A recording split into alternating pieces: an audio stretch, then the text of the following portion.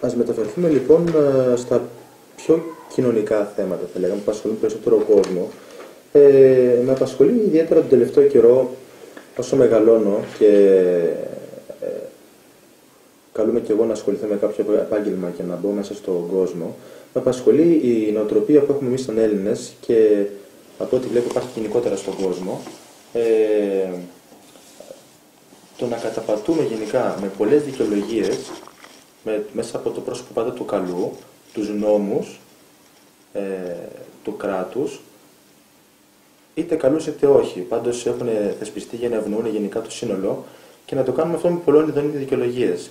Είτε γιατί αυτοί μας κλέβουν, άρα πρέπει να κλέψουμε κι εμείς, είτε γιατί καλό είναι να βγάλουμε περισσότερα. Γενικά ο κόσμος σήμερα, θα λέγαμε, έχει χάσει ένα πνευματικό αισθητήριο, κατά την άποψή μου, που να του δείχνει τι θα πρέπει να κάνει στην καθημερινότητά του. Κωνσταντίνε, είπες κάτι πολύ σπουδαίο. Έχει χάσει ένα πνευματικό αισθητήριο. Εγώ λέω δεν το χάσε, δεν το έχει, δεν το καλλιεργεί, δεν τον ενδιαφέρει. Έχει χάσει ένα πνευματικό αισθητήριο. Είναι μεγάλη κουβέντα. Οι άνθρωποι σήμερα δεν είναι καν πνευματικοί, παρότι όλοι οι άνθρωποι έχω δηλώσει ότι είναι πνευματικά όντα, είτε το θέλουν είτε όχι. Λες ότι πολλοί άνθρωποι σήμερα αναγκάζονται να καταπατήσουν τους νόμους του κράτους. Μα οι ίδιοι οι νόμοι των κρατών καταπατούν τους ανθρώπους, έστω και αν έχουν χτιστεί για το καλό. Είναι μυστικό άραγε αυτό που θα πω, ότι παγκόσμια οι πρώτοι που αθετούν τους νόμους και τους παραβαίνουν με κάθε τρόπο είναι οι μεγάλοι του κόσμου, οι ισχυροί του κόσμου. Μήπως εκείνοι που χτίζουν τους νόμους δεν αφήνουν και ειδικά παράθυρα να ξεγλιστρούν από τους νόμους? Μήπως δεν λέμε ότι η δικαιοσύνη των ανθρώπων δεν μπορεί να ανταποκριθεί στη δικαιοσύνη του Θεού, γιατί ό,τι ισχύει στο Θεό, στους νόμους του πνεύματος ισχύει παγκόσμια για όλους τους ανθρώπους? Αυτή είναι η τεράστια διαφορά του πνευματικού νόμου από των ανθρώπινων νόμων.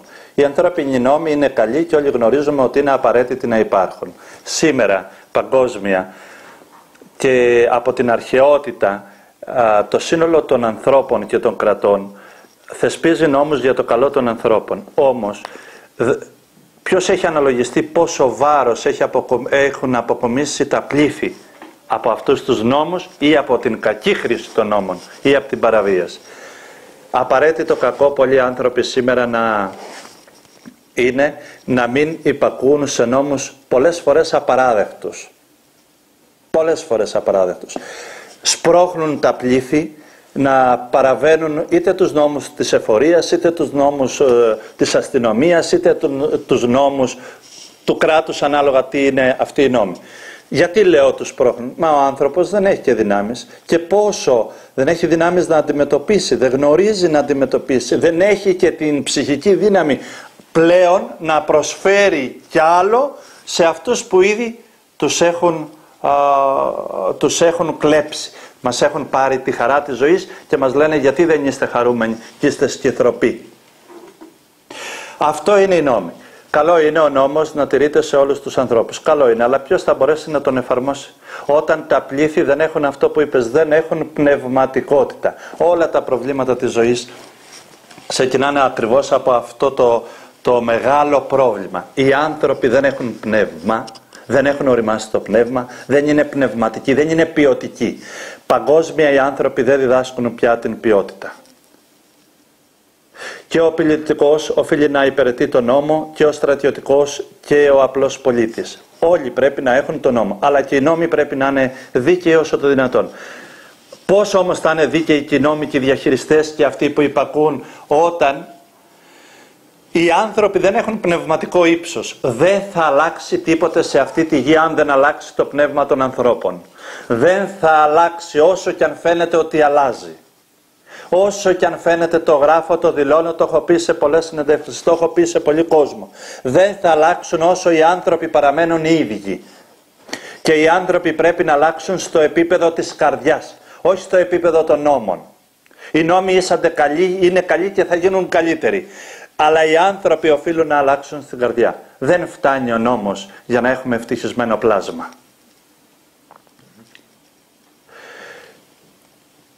Αν οι άνθρωποι ασχοληθούν πραγματικά και βρουν το δρόμο της καρδιάς, βρουν το δρόμο της ευγένειας, αν οι άνθρωποι παγκόσμια αναγεννηθούν σε μια καινούρια οντολογική ποιότητα, τότε θα μπορούμε να μιλάμε για μια κοινωνία. Σε μένα προσωπικά, σαν άνθρωπος, σήμερα δεν μου χρειάζονται οι νόμοι. Δεν σκοτώνω γιατί δεν θέλω. Δεν βρίζω γιατί δεν θέλω. Γιατί με κατεβάζει σαν οντότητα, σαν ύπαρξη. Δεν αδικώ γιατί καταλαβαίνω ότι είναι μεγαλύτερη αδικία σε μένα. Δεν κλέβω ακόμα και αν δεν έχω να φάω σήμερα, δεν κλέβω. Γιατί? Γιατί το θεωρώ μεγαλύτερη ντροπή. Κλέβοντας έχω κλέψει ένα αγνό κομμάτι μέσα μου. Έχω κλέψει εμένα. Δεν υπηρετώ τη μολυσμένη σκέψη μου που έρχεται ή που μου τη δίνουν ή που με αναγκάζουν να γεννηθεί μέσα μου. Γιατί και εγώ μέσα στη ζωή είμαι. Γιατί γνωρίζοντας ότι υπηρετώντας αυτή τη σκέψη έχω γίνει δούλος. Έχω γίνει μεγάλος σκλάβος αυτής της σκέψης. Τώρα αν με αδικεί το κράτος και η εφορία δεν βαριέσαι. Λίγο το κακό. Το βλέπω λίγο κακό. Οι άνθρωποι ας γεννηθούν εκεί που είπες. Να βρουν λοιπόν την ποιότητα που τους αρμόζει σαν οντότητες και να πάψουν οι άνθρωποι να νομίζουν ότι η ζωή είναι έχω μόνο τα λεφτά και να μετράνε την αξία της ζωής και της κοινωνίας και των ανθρώπων μόνο με βάση τα νούμερα ή να εκτιμά ο καθένας αν έχεις εσύ μια καλή δουλειά, είσαι και καλός άνθρωπος ή αν είσαι εσύ ένα μεγάλο πρόσωπο της κοινωνίας, έχεις και αξιότητα μέσα στην πνευματική σφαίρα.